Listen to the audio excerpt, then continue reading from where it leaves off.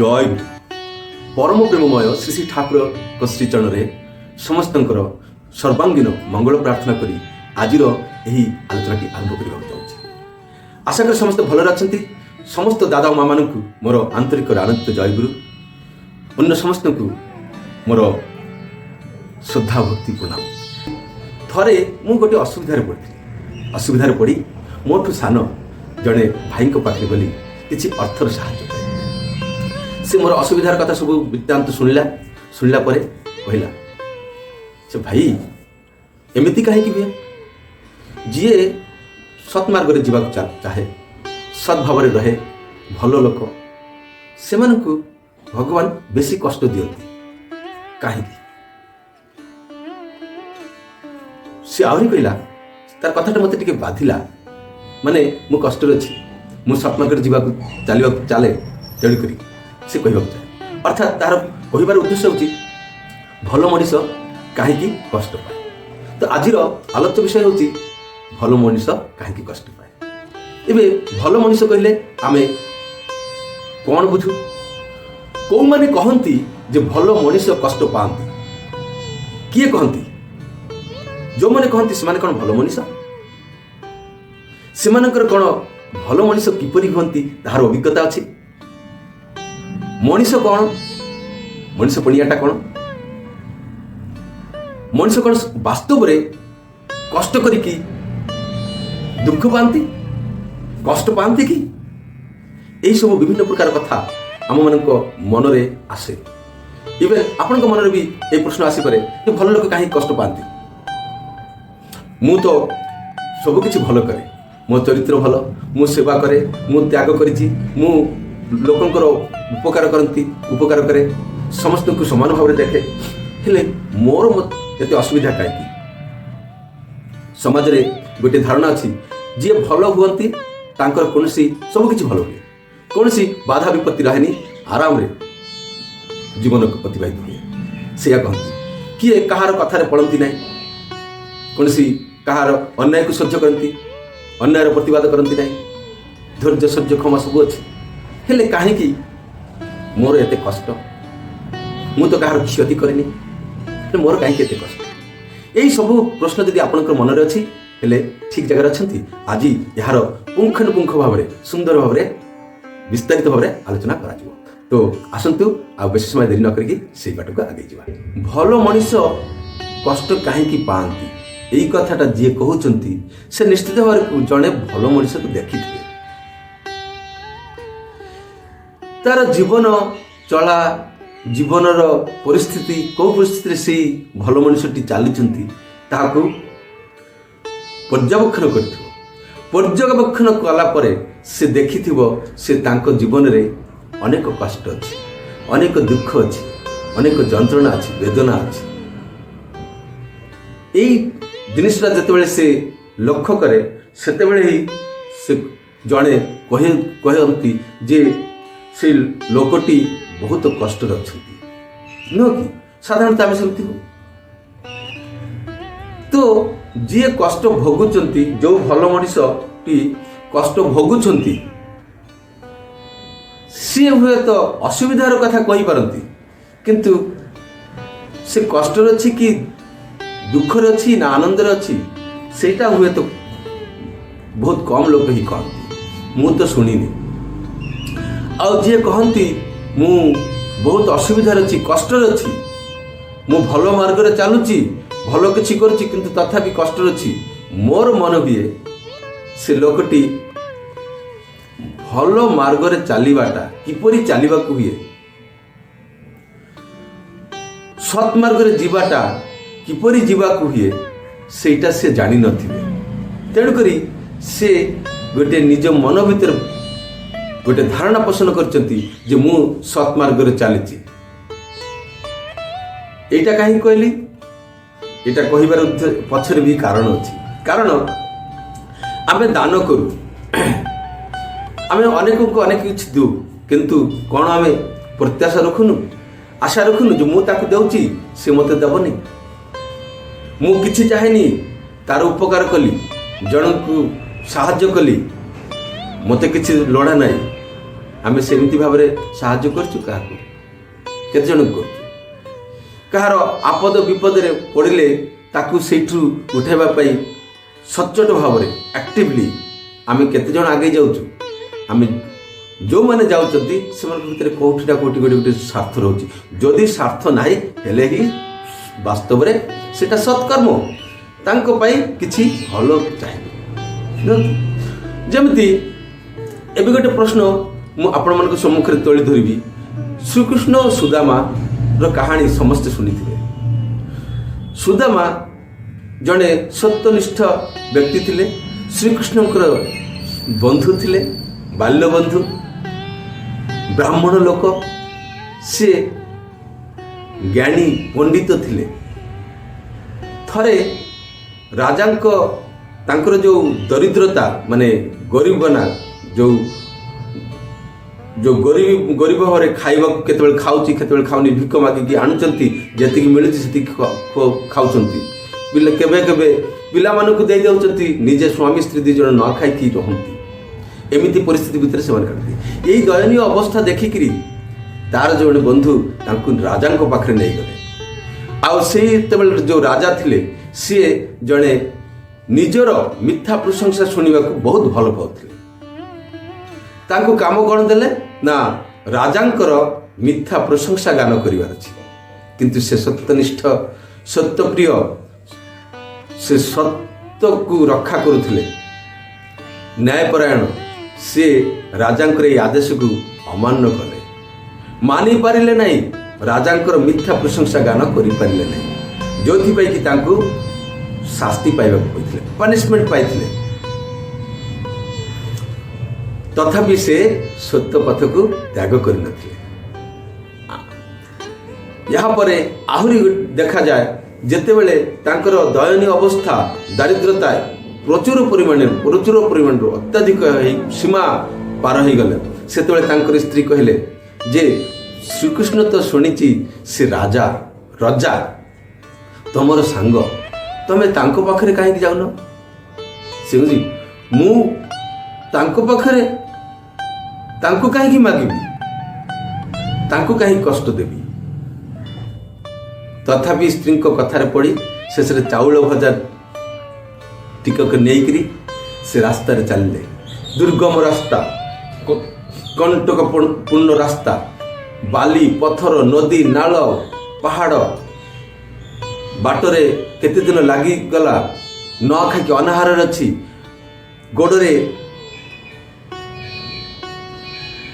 ଗୋଡ଼ ଛାଳିଗଲା, ଛାଳ ପଡ଼ିଗଲା, କେଉଁଠି କଣ୍ଟା ଫୁଟିକିରି ସେଠୁ ରକ୍ତ ବାହାରୁଛି। ସେଇ ପରିସ୍ଥିତିରେ ମଧ୍ୟ ସେ ହା କୃଷ୍ଣ କହିକିରି ସେ ତାଙ୍କ ଗନ୍ତବ୍ୟ ସ୍ଥାନରେ ଆଗେଇ ଚାଲିଛନ୍ତି। ଆମେମାନେ ଏଇ ଦୃଶ୍ୟକୁ ଦେଖିଛୁ, ଅନେକ ଲୋକମାନେ ଆମେ ଦେଖିଛୁ, ସିରିଏଲରେ, ବହିରେ ପଢ଼ିଛୁ। ଏହାର କାବ୍ୟ ଅନେକ ବିସ୍ତାରିତ ଭାବରେ ଗଲେ ଦିନ ସରିଯିବ, ସମୟ ଅଣ୍ଟିବନି। ଆମେ ଏଇସବୁ ଦୟନୀୟ ପରିସ୍ଥିତି, ଏମିତି କଷ୍ଟକର, ଅସହନୀୟ, ଯାହାକୁ ଆମେ ଦେଖିକି ଆମେମାନେ କିଏ କାନ୍ଦି ପକାଉ, ନୁହଁ କି? ତାଙ୍କର ଦୁଃଖରେ ଦୁଃଖୀ ହେଇଯାଉ, ଆଖିର ଲୁହ ଆମେ ଆଖିରେ ଧରି ରଖିପାରୁ। ଏମିତି ପରିସ୍ଥିତିରେ କ'ଣ ସୁଦାମା କଷ୍ଟରେ ଥିଲେ? ନା ସେ କୃଷ୍ଣଙ୍କର ପାଖରେ ଯାଉଛି, ସେଇ ଆନନ୍ଦରେ ଆନନ୍ଦିତ। ଯେତେ ସମୟ ପର୍ଯ୍ୟନ୍ତ ସେ କୃଷ୍ଣଙ୍କ ପାଖରେ ଗନ୍ତବ୍ୟ ସ୍ଥାନରେ ପହଞ୍ଚି ନ ପାରୁଥିଲା, ସେତେ ସମୟ କେତେବେଳେ ମୁଁ ପହଞ୍ଚିବି, କେମିତି ଯିବି, ଏଇ ପ୍ରଚେଷ୍ଟାରେ ସେ ଆଗେଇ ଚାଲିଲା। ଏଇଟା କ'ଣ ସେ କଷ୍ଟ ଅନୁଭବ କରୁଥିଲା କି? ଏବେ କଥା ଆସୁଛି, ବାସ୍ତବରେ ସେ କଷ୍ଟ ପାଉନଥିଲେ। ସେ ଶ୍ରୀକୃଷ୍ଣଙ୍କ ସହିତ ଦେଖା ହବ, ବାଲ୍ୟବନ୍ଧୁ ସଖା ସହିତ ସେ ମିଳିବ, ତାଙ୍କୁ କ'ଣ ଦେବ ସେଇଟା ନେଇକି ସେ ବ୍ୟସ୍ତ ଥିଲେ। କିନ୍ତୁ ତାର କଣ୍ଟା ଫୁଟିଗଲା ଗୋଡ଼ରେ, ସେଥିରେ ତାର ନଜର ନଥିଲା। ତା ଗୋଡ଼ରେ ଛାଳ ପଡ଼ିଯାଇଛି, ଭୋକରେ ଅଛି, ସେ ସବୁ ଦିଗରେ କୌଣସି ଦିଗରେ ତାର ଖିଆଲ ନାହିଁ, କେବଳ ମାତ୍ର ଶ୍ରୀକୃଷ୍ଣଙ୍କ ପାଖକୁ। ତ ସତ୍ୟନିଷ୍ଠ ବ୍ୟକ୍ତି ସେ କେବେ ମଧ୍ୟ କଷ୍ଟ ପାଆନ୍ତି ନାହିଁ, ମୋର ମନେ ହୁଏ। କାହିଁକି ଏଇ ପଥରେ ଚାଲିବାଟା ହିଁ ତା ପାଇଁ ସାଧନା, ଏଇଟା ହିଁ ତାର ସାଧନାର ପଥ ମନେ କରିକି ଚାଲନ୍ତି। ଆଉ ଏଇଠି କ'ଣ ଦେଖାଯାଉଛି? ତାଙ୍କର କଷ୍ଟ କରିବାର ସହିଷ୍ଣୁତା ଅଛି। ସହିଷ୍ଣୁତା ପରାୟଣ ବ୍ୟକ୍ତି ଯେ ଧାର୍ମିକ ହୁଅନ୍ତି ସେ ସହିଷ୍ଣୁ ହୁଅନ୍ତି। ସେ ଆଗେଇ ଚାଲିଛି ତାଙ୍କ ପ୍ରିୟ ପରମଙ୍କ ପାଖରେ। ସେ କଷ୍ଟ ଅନୁଭବ କରୁନି, ସେ ଆନନ୍ଦ ଅନୁଭବ କରୁଛି। ହେଲେ ଏବେ କଥାଟା ଆସୁଛି, କଷ୍ଟ ଅର୍ଥ କ'ଣ? କଷ୍ଟ ଅର୍ଥ ଆମେମାନେ କ'ଣ ଜାଣୁ? ଦୁଃଖ, ବେଦନା, ଯନ୍ତ୍ରଣା, ପୀଡ଼ା, ନୁହଁ କି? ଏସବୁ ଗୁଡ଼ାକ। ହେଲେ ଏଇ ଯେଉଁ କଷ୍ଟଟା, ଦୁଃଖ, ବେଦନା, ଯନ୍ତ୍ରଣା, ଯେଉଁ କଷ୍ଟ କଲେ, ଅର୍ଥାৎ ଏଇଠି କଷ୍ଟ ଅର୍ଥ ଯେଉଁଭଳି ଭାବରେ ପରିଶ୍ରମ କଲେ ଆମେ ଦୁଃଖ ପାଉ, ଯନ୍ତ୍ରଣା ପାଉ, ସେଇଟା ହେଉଛି କଷ୍ଟ। ଆଉ ଗୋଟେ କଷ୍ଟ କ'ଣ? ପରିଶ୍ରମ କରିବା। ଯେଉଁମାନେ କହୁଛନ୍ତି ଭଲ ମଣିଷ କଷ୍ଟ ପାଆନ୍ତି, କାରଣ ତାଙ୍କର ବାସ୍ତବିକ ଅଭିଜ୍ଞତା ନାହିଁ, କି ସେ ପ୍ରକୃତ ପକ୍ଷରେ ଭଲ ମଣିଷଟିକୁ ଦେଖିନଥିବେ, କିମ୍ବା ତାଙ୍କ ସହିତ ମିଶିକିରି ତାଙ୍କର ଅନୁଭବକୁ ଜାଣିନଥିବେ। ସେମାନେ ହିଁ କହନ୍ତି ଯେ ଭଲ ମଣିଷ କଷ୍ଟ ପାଆନ୍ତି। ଯେମିତି ମନେ କରନ୍ତୁ, ଜଣେ ଲୋକ 4টাରେ ଉଠିକି ନାମ ଧ୍ୟାନ କରନ୍ତି, ଯୋଗ, ବ୍ୟାୟାମ, କସରତ କରନ୍ତି ଏବଂ ତାଙ୍କର ଧୀ ଶକ୍ତି ବଢ଼ି ଚାଲେ। ସେ ତାଙ୍କର ଚେହେରାରୁ ଗୋଟିଏ ଜ୍ୟୋତି ବାହାରେ। ସେ ସ୍ଥିର ମସ୍ତିଷ୍କରେ ରହେ, ଶାନ୍ତ ଭାବରେ ରହେ। ସେ ବିପଦ ଆପଦରେ କେତେବେଳେ ତ ବିଚଳିତ ହୁଅନ୍ତି ନାହିଁ। କିପରି? ସେ ଯେଉଁ କର୍ମଟା କରନ୍ତି, ଯେଉଁ ସାଧନାଟା କରୁଛନ୍ତି, ସେ ସାଧନା କରିବା ପାଇଁ 3ଟା 4ଟା ବେଳେ ରାତିରେ ଉଠନ୍ତି, ଗାଧାନ୍ତି, ପିନ୍ଧନ୍ତି, ଯୋଗ ବ୍ୟାୟାମ କରନ୍ତି। ସେଥିପାଇଁ ତ ତା ପାଖରେ ସେ ବିଚଳିତ ହୁଅନ୍ତି ନାହିଁ, ସ୍ଥିର ରହନ୍ତି। ତାଙ୍କ ଦେହ ମସ୍ତିଷ୍କରୁ ଯେମିତି ଜ୍ୟୋତି ଆଭା ବାହାରୁଛି। କିଏ ଗଲେ ତାଙ୍କ ସମସ୍ତଙ୍କ ସହିତ ଭଲ ବ୍ୟବହାର କରୁଛନ୍ତି, ସୁନ୍ଦର କଥା କହୁଛନ୍ତି, କାହାର ଆପଦ ବିପଦରେ ଇଏ କରୁଛନ୍ତି। ଏଇଟା କ'ଣ? ସେ ଯେଉଁ କଷ୍ଟଟା କରୁଛନ୍ତି, କେଉଁ କଷ୍ଟଟା କରୁଛନ୍ତି? ପାହାନ୍ତିଆରେ ଉଠିଛନ୍ତି, ଶୀତ, ଗ୍ରୀଷ୍ମ, ବର୍ଷା ସବୁକିଛି ଭୁଲି ଯାଇକି ସେ ନିୟମିତ ଭାବରେ ତାର ସାଧନା କରି ଚାଲିଛି। ଏଇ ସାଧନାଟା କରୁଛି, ଏଇ କଷ୍ଟଟା କରୁଛି ବୋଲିକି ତ ସେ ଆନନ୍ଦଟା ପାଉଛି ତାର ଫଳ ଅନୁସାରେ। ତ ସେ କ'ଣ କଷ୍ଟ ପାଉଛନ୍ତି? ଭଲ ମଣିଷ ହେଲେ କଷ୍ଟ ପାଉଛନ୍ତି? ମୋର ଧାରଣା, ଏବଂ ଶ୍ରୀ ଠାକୁର ଅନୁକୂଳ ଚନ୍ଦ୍ରଙ୍କୁ ଯେଉଁମାନେ ଗୁରୁ ରୂପେ ଗ୍ରହଣ କରିଛନ୍ତି ଏବଂ ତାଙ୍କୁ ବୁଝିବା ପାଇଁ ଚେଷ୍ଟା କରନ୍ତି, ତାଙ୍କ ବାଟରେ ଯିବା ପାଇଁ ଚେଷ୍ଟା କରନ୍ତି, ତାଙ୍କୁ ଅନୁସରଣ କରି ଚାଲନ୍ତି, ସେମାନଙ୍କର ଦୃଷ୍ଟିଭଙ୍ଗୀ ଟିକେ ଅଲଗା ପ୍ରକାର। ଏଇଟା ସଦ୍ଗୁରୁ ପୁରୁଷୋତ୍ତମଙ୍କ ଦୟା। କିପରି? ଦେଖନ୍ତୁ, ଯେଉଁମାନେ କହନ୍ତି ଯେ ଭଲ ମଣିଷ କାହିଁକି କଷ୍ଟ ପାଆନ୍ତି, ସେଇ ବ୍ୟକ୍ତିଟି କିଏ ହେଇଥିବ? ନିଜକୁ ଛିଡ଼ା କରନ୍ତୁ। ସେ ବ୍ୟକ୍ତିଟି ଦେଖିଥିବ ଭଲ ମଣିଷ ନାମରେ ଯେଉଁ ପରିଚିତ, ଯେଉଁ ଲୋକମାନେ ଭଲ ମଣିଷ ବୋଲିକି ପରିଚିତ, ସେମାନେ କଷ୍ଟ ପାଉଛନ୍ତି। ଆଉ ସିଏ ମଧ୍ୟ ଭଲ ହେବାକୁ ଚାହାନ୍ତି।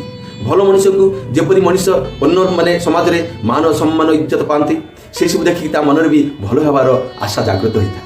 କିନ୍ତୁ ଯେତେବେଳେ ଦେଖନ୍ତି ଭଲ ମଣିଷ କେତେ ପ୍ରକାର ବାଧା ବିପତ୍ତିକୁ ସମ୍ମୁଖୀନ ହୁଅନ୍ତି, challenge, in every step there is a new challenge, এইগুলাକୁ ଦେଖିକି ସେ ଆତଙ୍କିତ ହେଇଯାଏ, ସେ ଭୟଭୀତ ହେଇଯାଏ, ଦୁର୍ବଳ ହେଇଯାଏ। କାରଣ ସେ ମଧ୍ୟ ସେମିତି ହେବାକୁ ଚାହୁଁଛି। ମନରେ କେବେ କେବେ ଚିନ୍ତାଧାରଣା ଆସେ, ଭାବନା ଆସେ। କିନ୍ତୁ ଯେମିତି ଦେଖନ୍ତି ତାଙ୍କର କଷ୍ଟ ଦୁଃଖକୁ ଦେଖନ୍ତି, ସେତେବେଳେ ଆଉ ସିଏ ଡରିଯାନ୍ତି। ଅର୍ଥାତ୍ ମୁଁ ଏଠି କହିବାକୁ ଚାହେଁ, ଯେଉଁମାନେ ଏମିତି ପ୍ରକାର କଥା ଭାବନ୍ତି ସେମାନେ ଦୁର୍ବଳ ଭୀତୁ ବୋଲିକି ମୁଁ ମନେ କରେ। ଯେଉଁମାନେ ବାସ୍ତବରେ ଭଲ ମଣିଷ, ଭଲ ହେବାକୁ ଚାହେଁ, ସେମାନେ କୌଣସି କିଛି ଚିନ୍ତା ନ କରିକି କରି ହିଁ ଚାଲେ। ଯେତେ ସମୟ ପର୍ଯ୍ୟନ୍ତ ସେ କାର୍ଯ୍ୟ ସମ୍ପନ୍ନ ନ ହୁଏ କରି ଚାଲେ। ଉଦ୍ଦେଶ୍ୟରେ ଅନୁପ୍ରାଣିତ ହୁଅ, ଆଉ ପ୍ରଶାନ୍ତ ଚିତ୍ତରେ ତାହାଇ କର ଯାହା କଲେ ସେ ଉଦ୍ଦେଶ୍ୟ ପରିପୂର୍ଣ୍ଣ ଶ୍ରୀ ଠାକୁରଙ୍କ। ଏବେ ଏଇ ଭୟ ଏବଂ ଦୁର୍ବଳତା କଥାଟା ଆସିଲା, ତେଣୁ ପରମ ପ୍ରେମମୟ ଶ୍ରୀ ଠାକୁର କ'ଣ କହୁଛନ୍ତି ଯେ ସର୍ବପ୍ରଥମେ ଆମମାନଙ୍କୁ ଦୁର୍ବଳତା ବିରୁଦ୍ଧରେ ଯୁଦ୍ଧ କରିବାକୁ ହେବ, ସାହସୀ ହେବାକୁ ପଡ଼ିବ, ଅକପଟ ହେବାକୁ ପଡ଼ିବ। ପାପର ଜ୍ୱଳନ୍ତ ପ୍ରତିମୂର୍ତ୍ତି ଏହି ଦୁର୍ବଳତା ତଡ଼ ଯେତେ ଶୀଘ୍ର ପାର ଏହି ରକ୍ତ ଶୋଷଣକାରୀ ଅବସାଦ ଉତ୍ପାଦକ ଭ୍ୟାମ୍ପିୟାର ଅର୍ଥ ଏକ ପ୍ରକାର ଜୀବ ଯିଏ ଜୀବନ୍ତ ଜନ୍ତୁ ମାନଙ୍କର ରକ୍ତକୁ ଶୋଷି ଖାଆନ୍ତି। ଆହୁରି କ'ଣ କୁହନ୍ତି? ସ୍ମରଣ କର ତମେ ସାହସୀ, ସ୍ମରଣ କର ତୁମେ ଶତ୍ରୁର ତନୟ, ସ୍ମରଣ କର ତୁମେ ପରମ ପିତାଙ୍କ ସନ୍ତାନ। ଆଗେ ସାହସୀ ହୁଅ, ଅକପଟ ହୁଅ, ତେବେ ଜଣାଯିବ ତୁମ ଧର୍ମ ରାଜ୍ୟରେ ପଶିବାର ଅଧିକାର ଜନ୍ମିଛି। ହେଲେ ଏଠି ଶ୍ରୀ ଶ୍ରୀ ଠାକୁର କ'ଣ କହୁଛନ୍ତି ଯେ ବାସ୍ତବରେ ଯେ ଭଲ ମଣିଷଟା ତାର ବ୍ୟାଖ୍ୟାଟା କ'ଣ? ଏଇଟା ଆସୁଛି କହିବା ପାଇଁ। ଭଲ ମଣିଷ ଯିଏ ତାଙ୍କର ଚରିତ୍ର କ'ଣ ଥିବ? ତାଙ୍କର ଯଦି ତମେ ଭଲ ମଣିଷ ହେବାକୁ ଚାହୁଁଛ ହେଲେ ସାହସୀ ହେବାକୁ ପଡ଼ିବ, ବୀର ହେବାକୁ ପଡ଼ିବ। ଆଉ ଭଲ ମଣିଷ ଯିଏ ସେ ଧାର୍ମିକ ନିଶ୍ଚିତ ଭାବରେ ଧର୍ମ ରାଜ୍ୟରେ ନ ଗଲେ ସେ ଭଲ ମଣିଷ ହେଇପାରିବନି। ଦୁଃଖ ମଧ୍ୟ ଗୋଟେ ଭାବ ଆଉ ସୁଖ ମଧ୍ୟ ଗୋଟେ ଭାବ। ଚାହିଁଲେ ହିଁ ଦୁଃଖଟାକୁ ତୋଡ଼ି ଦିଆଯାଇପାରେ। ଚାହିଁକି ନ ପାଇବାଟା ହିଁ ଦୁଃଖ। ତୁମେ କିଛି ଚାହ ନାହିଁ, ଦୁଃଖ ତୁମର କିଛି କରିପାରିବନି। ଏମିତି କଥା ଗୁଡ଼ିକ ଶ୍ରୀ ଠାକୁର ଆମକୁ କହୁଛନ୍ତି, ମୋତେ କହୁଛନ୍ତି, ଆପଣଙ୍କୁ କହୁଛନ୍ତି, ସମସ୍ତଙ୍କ ପାଇଁ। ତ ଦୁଃଖ ସେତେବେଳେ ଆସେ ଯେତେବେଳେ ଆମେ ଭୟଭୀତ ହଉ, ଦୁର୍ବଳ ହଉ,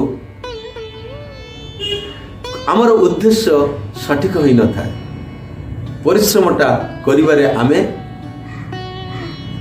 କଷ୍ଟ ଅନୁଭବ କରୁ, ସେତେବେଳେ ହିଁ ଦୁଃଖ ଆସେ। କିନ୍ତୁ ଏଇ ଜଗତରେ, ଏଇ ଦୁନିଆରେ ଏମିତି କିଏ ଅଛନ୍ତି କି କିଛି ନ କରିକି ସେ ପାଇଛନ୍ତି? ଶ୍ରୀକୃଷ୍ଣ ସୁଦାମା ଏତେ କଷ୍ଟ କରି ଶ୍ରୀକୃଷ୍ଣଙ୍କ ପାଖରେ ଯାଇଥିଲେ ବୋଲିକି ସେ ବନ୍ଧୁ ଏବଂ ବନ୍ଧୁଣୀର ପ୍ରେମ ଲାଭ କରିଥିଲେ। ପରିଶେଷରେ ସେ ତାର ଦାରିଦ୍ରତା ମଧ୍ୟ ଘୁଚି ଯାଇଥିଲା। ସେ ଯଦି ଯାଇନଥାନ୍ତା, ଆପଣମାନେ ଭାବି ଦେଖନ୍ତୁ ତ, ସେ କ'ଣ ତାର ଦାରିଦ୍ରତା ଏବଂ ଏଇ ଯେଉଁ ପ୍ରେମ ପୂର୍ଣ୍ଣ ଆଦର ସମ୍ମାନ ପାଇଥାନ୍ତା କି କେବେ? ଆମେ ବଡି ବିଲ୍ଡିଂ କରୁଛୁ। ମୁଁ ଯଦି ସେ କସରତ କରିବି ନାହିଁ, କସରତ କରିବାକୁ ଡରିଯିବି, ଭୟ ପାଇବି, ହେଲେ କ'ଣ ମୋର ବଡି ବିଲ୍ଡ ହବ? ନିଶ୍ଚିତ ଭାବରେ ହବନି। ତ ଏବେ କଥା ହେଉଛି କ'ଣ ଯେ ଭଲ ମଣିଷଟି କିଏ? ମଣିଷ ଅର୍ଥ କ'ଣ? ମଣିଷ ଅର୍ଥ ମନଯୁକ୍ତ ଇସ୍। ଏଇଥିରୁ ହିଁ ମଣିଷ କଥାଟି ଆସିଛି। ଆହୁରି କିଏ ମନ ହୁସ୍, ଶ୍ରୀ ଶ୍ରୀ ରାମକୃଷ୍ଣ ପରମହଂସ ଗୋଟେ ଜାଗାରେ କହିଛନ୍ତି, ମନ ହୁସ୍, ଯାହାର ମନ ହୁସ୍ ଅଛି, ମନରେ ହୁସିଆର ଅଛି, ଅର୍ଥାତ୍ ଚେତନା ଅଛି। ମନଯୁକ୍ତ ଈଶ, ଈଶ ଅର୍ଥ ଈଶ୍ୱର, ଚେତନାର ପ୍ରତୀକ, ମହାଚେତନ ସମୁତ୍ଥାନ, ଚେତନାର ପ୍ରତୀକ। ସେ କିଏ? ଈଶ୍ୱର। ଈଶ୍ୱରର ମୂର୍ତ୍ତ ପ୍ରତୀକ କିଏ? ଏଇ ମଣିଷ ରୂପରେ ହିଁ ଆସନ୍ତି ଧରାଧାମରେ, ଆମେ ସମସ୍ତେ ଜାଣିଛୁ। ତ ମନଟା କ'ଣ? ମନର କ'ଣ ନେଇକରି ମନରେ କ'ଣ ଅଛି? ପ୍ରେମ, ଭକ୍ତି, ଶ୍ରଦ୍ଧା, ସହାନୁଭୂତି, ଧୈର୍ଯ୍ୟ, କ୍ଷମା, ସାହାଯ୍ୟ କରିବାର ଇଚ୍ଛା, ସ୍ନେହ, ମମତା, ପ୍ରୀତି, ସାହସ, ଆହୁରି କେତେ କ'ଣ, ଉଦାରତା।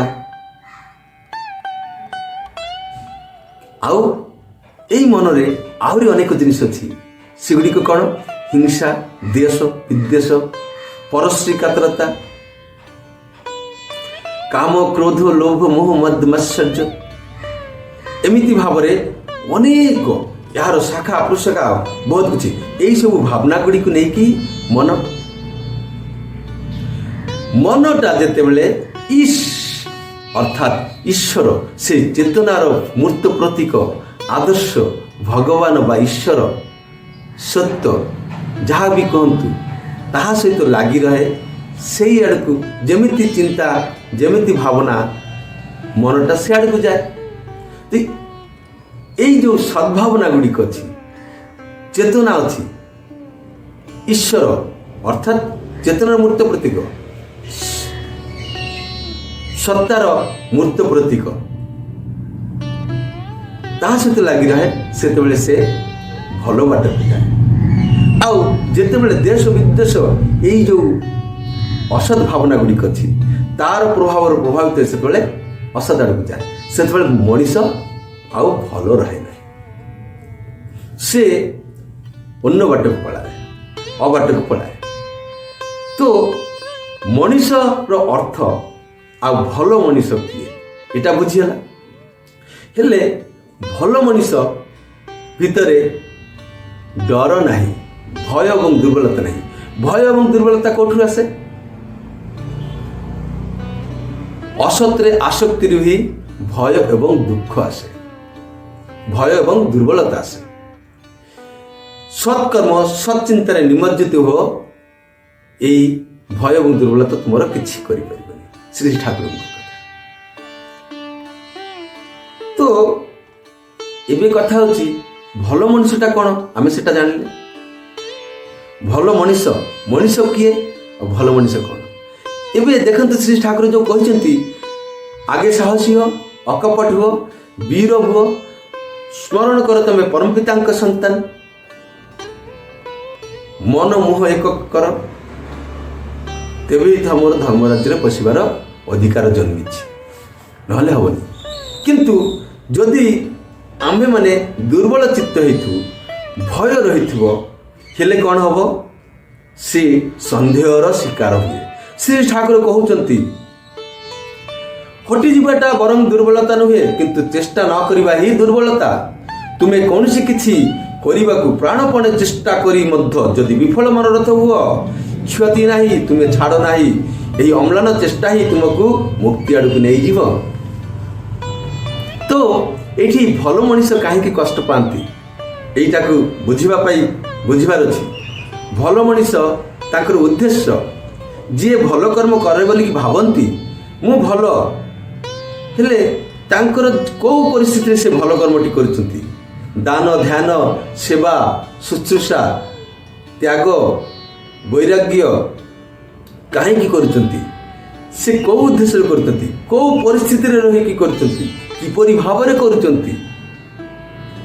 এইଗୁଡ଼ିକୁ ଉପରେ ନିର୍ଭର କରେ ଯେ ସେ ବାସ୍ତବରେ ସତ୍କର୍ମ କରୁଛନ୍ତି, ଭଲ କର୍ମ କରୁଛନ୍ତି, ଭଲ ମଣିଷ, ନା ଆମେ ଯାହା ଦେଖୁଛୁ ସେଟା ମିଛ। ହଟିଯିବାଟା ଦୁର୍ବଳତା ନୁହଁ, କିନ୍ତୁ ଚେଷ୍ଟା ନ କରିବା ଦୁର୍ବଳତା।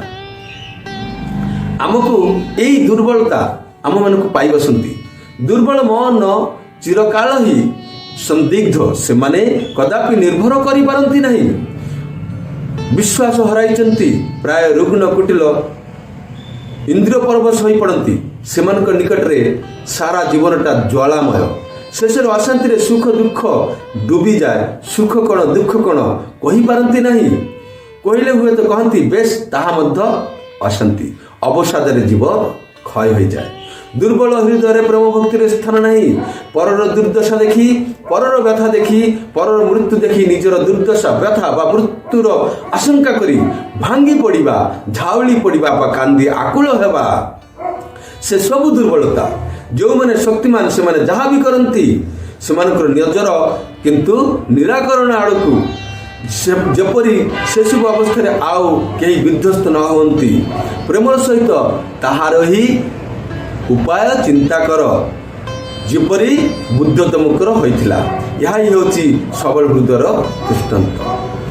ତ ଏଇଠି ଦେଖନ୍ତୁ, ଯେଉଁମାନଙ୍କୁ ଆମେ ଭଲ ମଣିଷ ବୋଲିକି ଭାବୁଛୁ, ଆଉ ଯେଉଁମାନେ କଷ୍ଟ ପାଉଛନ୍ତି, କଷ୍ଟ ପାଇକି ମଧ୍ୟ ଆଗେଇ ଚାଲିଛନ୍ତି ସେମାନଙ୍କର ଗନ୍ତବ୍ୟ ସ୍ଥାନରେ ପହଞ୍ଚିବା ପାଇଁ, କଷ୍ଟ ସହିକି ମଧ୍ୟ ଅନ୍ୟମାନଙ୍କୁ, ଯେମିତି ଜିସସ୍ ଖ୍ରୀଷ୍ଟ ନିଜେ କ୍ରୁଶବିଦ୍ଧ ହେଉଥିଲେ, କିନ୍ତୁ କ'ଣ କହୁଥିଲେ ଯେ ହେ ପ୍ରଭୁ, ଏମାନେ ଜାଣିନାହାନ୍ତି କ'ଣ କରୁଛନ୍ତି, ଏମାନେ ମୂର୍ଖ, ଏମାନଙ୍କୁ ତୁମେ କ୍ଷମା କରିଦିଅ।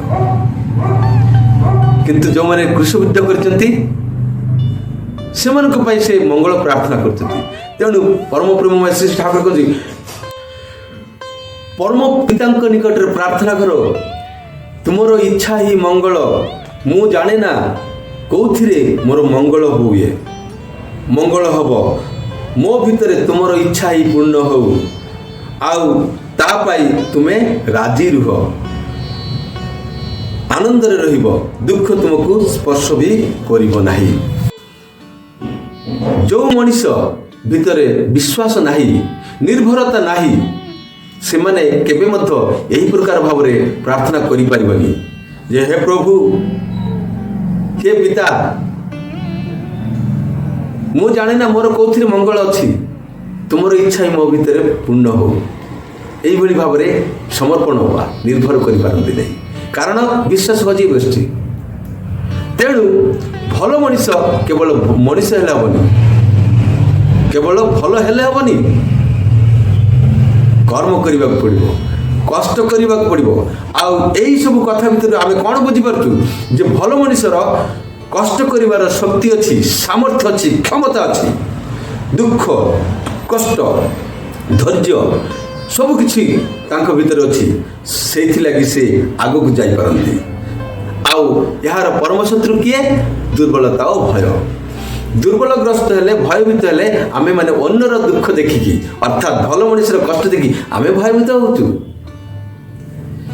जेमिति कहले ठाकुर जे कांदी आकुल हवा, परर दुर्दशा देखी, परर कथा देखी, परर मृत्यु देखी निजर मृत्यु दुर्दशा कथा भावी भयभीत हवा, कांदी आकुल हवा, ये सब गुड़ाक दुर्बलता। ये दुर्बलता को दूर करने पड़ो, नहले केबे मध्य। तो मोर एबे मो दृष्टि माने श्री ठाकुर चंद्रंकर दृष्टि कौन जना पड़ी जे दुर्बल व्यक्ति ही एमिति प्रश्न करती भावती जे भल मनीष कहीं कष्ट पाती।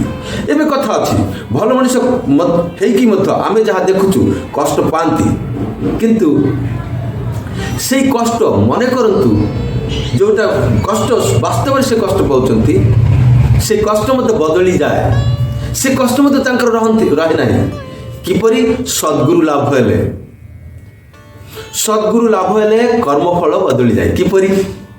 जड़े दादा श्री ठाकुर को पाखे आसचंती, से ठाकुर शिष्य से बाहर आसचंती, से आसिक ठाकुर को पचार ठाकुर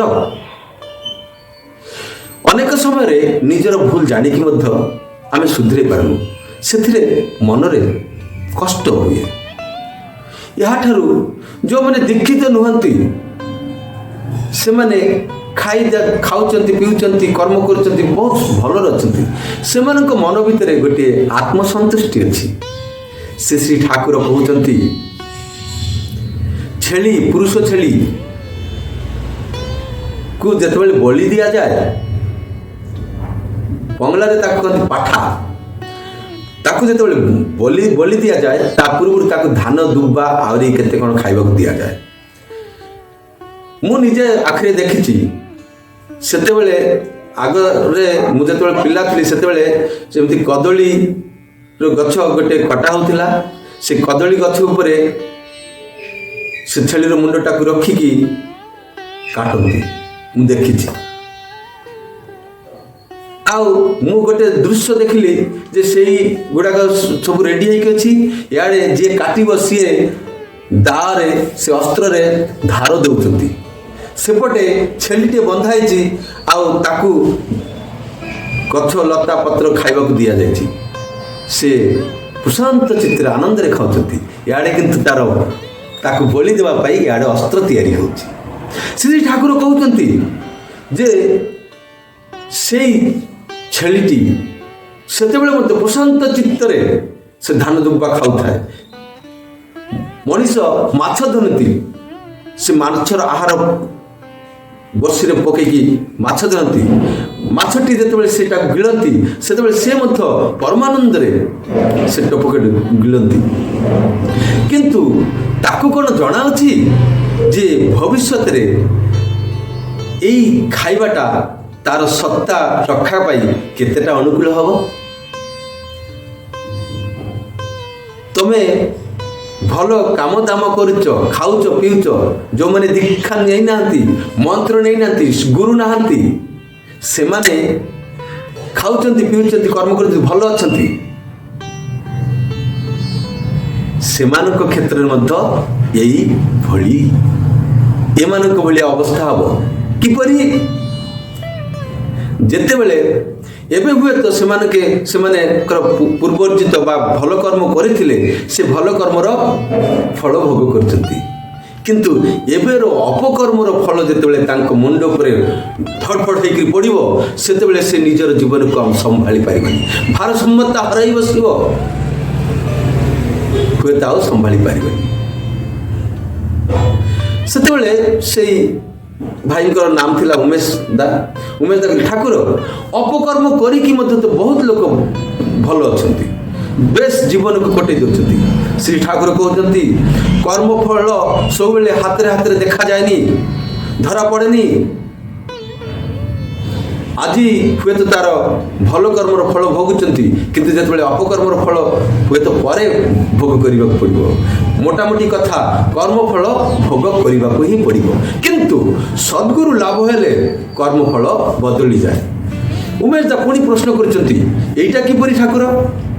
ଟିକେ ଯଦି ବୁଝାଇ କୁହନ୍ତି ଯେ ସଦ୍ଗୁରୁ ଲାଭ ହେଲେ କର୍ମଫଳ ବଦଳିଯାଏ। ଶ୍ରୀ ଠାକୁର କହୁଛନ୍ତି, ମନେକର ତୁମର କର୍ମଫଳରେ ଏମିତି ଅଛି ଯେ ଗୋଟେ ସମୟ ଅଛି ଯେ ତୁମକୁ ଘର ଦ୍ୱାର ଛାଡ଼ିକିରି, ସଂସାର ଛାଡ଼ିକି ରାସ୍ତାରେ ରାସ୍ତାରେ ବୁଲିବାକୁ ପଡ଼ିବ। ମନେକର ତୁମର ସ୍ତ୍ରୀ ଏତିକି, ତୁମେ ଘରେ ଗଲେ ତୁମକୁ ଏତିକି ଉତ୍ତ୍ୟକ୍ତ କରୁଛି, ଏତେ ବିରକ୍ତ କରୁଛି, ଏତେ ଉତ୍ତେଜିତ କରିଦେଉଛି, ଝଗଡ଼ା କରୁଛନ୍ତି ଯେ ତୁମର ଘରେ ରହିବାଟା ବହୁତ କଷ୍ଟକର, ପ୍ରାୟ ଅସମ୍ଭବ। ଆଉ ଏଇ ପରିସ୍ଥିତିରେ ତମେ ସିଦ୍ଧାନ୍ତ ନେଲ ଯେ ନାଇଁ, କିଛି ଦିନ ଘର ଛାଡ଼ିକି ତମେ ବାହାରେ ରହିବ। ତୁମେ ସଦ୍ଗୁରୁ ଲାଭ କରିଛ, ଯାଜନଶୀଳ ଅର୍ଥାତ୍ ଯିଏ କରନ୍ତି ଏବଂ କହନ୍ତି ଇଷ୍ଟଙ୍କର କଥା, ପରମ ପିତାଙ୍କ କଥା, ଲୋକମାନଙ୍କୁ ଧର୍ମ ଆଡ଼କୁ ଆଣିବା ପାଇଁ ଚେଷ୍ଟା କରନ୍ତି, ସିଏ। ତମେ ଯାଜନଶୀଳ ଲୋକ, ସେଇଭଳିଆ ଲୋକ। ତମେ ଜଣେ ରୀତିଙ୍କ ସହିତ ମିଶିକିରି ଗାଁ ଗାଁ ବୁଲିବାକୁ ବାହାରି ପଡ଼ିଲ। ସେଇଠି ଯାଇକି ତମେ ଇଷ୍ଟ ସ୍ୱାର୍ଥ ପ୍ରତିଷ୍ଠାରେ ଏମିତି ଭାବରେ ମଜିଗଲ ଯେ ତୁମର ଅତୀତରେ ଘଟି ଯାଇଥିବା ଦୁଃଖ କଷ୍ଟ ସବୁ ଭୁଲିଗଲ। ଇଷ୍ଟ ସ୍ୱାର୍ଥ ପ୍ରତିଷ୍ଠାରେ ଏମିତି ଭାବରେ ତମେ ମଜିଗଲ। ତ ତୁମର ଏଇ ସମୟଟା ଅତି କଷ୍ଟରେ କାଟିବା ଉଚିତ ଥିଲା, କିନ୍ତୁ ତା ପରିବର୍ତ୍ତେ ତମେ ଅତି ଆନନ୍ଦରେ କଟେଇଲ। ଶ୍ରୀ ଠାକୁର କହୁଛନ୍ତି, ମଣିଷ ଯେତେବେଳେ ଇଷ୍ଟାର୍ଥୀ ହୁଅନ୍ତି, ତାଙ୍କର ଭଲ ମନ୍ଦ ଯାହା କିଛି ଅଛି ସବୁକିଛି ସେଇ ଇଷ୍ଟ ସ୍ୱାର୍ଥ ପୂରଣ କରିବାରେ ଜୁଟେଇ ଦିଅନ୍ତି, ଚେଷ୍ଟାରେ ଲଗେଇ ଦିଅନ୍ତି। ତାର ଯାହା କିଛି ଅଛି, ବୃତ୍ତି ପ୍ରବୃତ୍ତିର ଝୋঁକ ଯାହା ବି ଅଛି, ଝୁଙ୍କ ଅଛି, ଆଉ ଏଇଭଳି ଭାବରେ ଚଳିବା ଭିତରେ ଦେଖି ଗୋଟିଏ ଟର୍ଣ୍ଣିଂ ପଟେ ସେଇ ମୁହାଣରେ ପଡ଼ିକରି ତାଙ୍କର ସବୁକିଛି ଗୋଟିଏ ୱେଲ୍ ଆଡ଼ଜଷ୍ଟମେଣ୍ଟ ହେଉଥାଏ, ଶୁଭ ନିୟନ୍ତ୍ରଣ ହେଉଥାଏ। ତେଣୁକରି ସଦ୍ଗୁରୁ ଲାଭ ହେଲେ କର୍ମଫଳ ବଦଳିଯାଏ। କିପରି? ଯେପରି ଶ୍ରୀ ଠାକୁର କହୁଛନ୍ତି ଯେ ତୁମର ଯେତେବେଳେ କଷ୍ଟ ଦୁଃଖରେ ବିତିବା କଥା, ସେତେବେଳେ ତମେ ଇଷ୍ଟ ସ୍ୱାର୍ଥ ପରିପୂରଣରେ ଯେମିତି ମଜିଗଲ, ସେଥିରେ ତୁମର ଦୁଃଖ କଷ୍ଟ ସବୁ ଭୁଲିଗଲ, ଏମିତି ଭାବରେ ବଦଳିଯାଏ। ସେତେବେଳେ ଉମେଶ ଦାଙ୍କ ଚେହେରାରେ ଗୋଟେ ଆନନ୍ଦ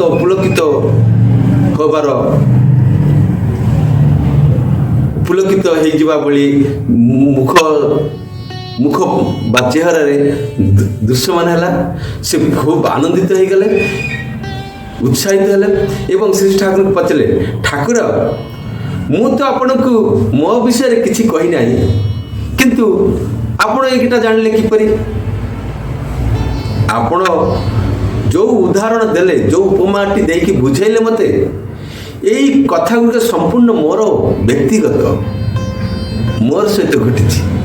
ଶ୍ରୀ ଠାକୁର କହୁଛନ୍ତି, ମୁଁ କେଉଁଠି କହେ, ମୁଁ ତ ମୂର୍ଖ ଲୋକ, ମୁଁ ତ ଆଙ୍ଗୁଠା ଛାପ ଲୋକ, ତମେ ହିଁ କୁହେଇଲ ସ୍ଥାନ କାଳ ପାତ୍ର ବିଶେଷ ମୁଣ୍ଡରେ ଯାହା ଯାହା ଆସେ ମୁଁ ସେଇଆ ହିଁ କହିଲି, ମୁଁ କେଉଁଠି କହିଲି, ନହେଲେ ମୁଁ ତ ମୂର୍ଖ। ତ କଥା ହେଲା କ'ଣ, ୟା ପୂର୍ବରେ ଆହୁରି ଗୋଟେ କଥା କୁହାଯାଇଥିଲା ଯେ ଯେତେବେଳେ ଅପକର୍ମର ଫଳ ମୁଣ୍ଡ ଉପରେ ହୁଡ଼ୁହୁଡ଼ିକେ ପଡ଼ିବ, ସେତେବେଳେ ସମ୍ଭାଳିବାଟା ମୁସ୍କିଲ ହେବ। ଏଇଥିପାଇଁ ମୋର ଗୋଟେ ଉଦାହରଣଟି ମନେ ପଡ଼ିଲା। ଆମ ଘର ପାଖରେ ଜଣେ ଶିକ୍ଷିକା ଆଉ ଜଣେ ଶିକ୍ଷକ। ସେ ଶିକ୍ଷିକାଟି ମୋ ସହିତ, ମୁଁ ଯେଉଁ ସ୍କୁଲରେ टीचर से स्कूल रे पाठ पढ़ती प्राइवेट रे आ तांकर हस्बैंड जी सीए सरकारी स्कूल रे चाकरी करथिले। हठात दिने सुनली से हस्बैंड टी मृत्युवरण कले। कहीं कले से पिलाटे को समस्ते कहती खूब परिश्रमी बहुत भल पिला आउ से जो शिक्षिका थिले तांकु मध्य मु जानी व्यक्तिगत भाव में से भी भल हेले एमिति अघटन घटला कहीं दुख भल मनीष कष्ट पाए कहीं सेमानकर चाली चलन बहुत किछि एमिति गड़बड़ रही जो स्वार्थ चाहे कि न पाइबाटा दुख आ दुखर जर्जरित होकर शेष में मृत्युवरण कले। कर्मफल मध्य रही आउर जो भल मनीष क्या कहती सेटा न जानिबार भूलटा मध्य रही।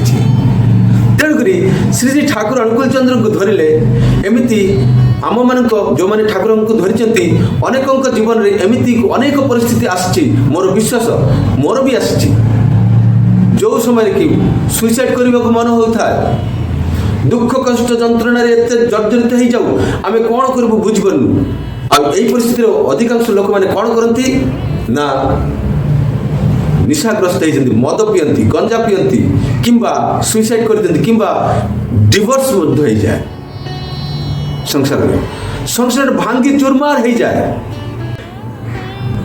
केतबेले डिवोर्स हो जाए आउ जो मानकर जीवन में कहीं ना जड़े से पागला भी हो जाई पारती बाउंडले हो जाई पारती कुआड़े पड़ी कुआड़े शोई किसी तार ठिकाना रही तो यही जो कर्मफल जदि सद्गुरु को धरी थाए से बाट पाई जाए तार बंचीबार गोटे सहारा पाई जाए।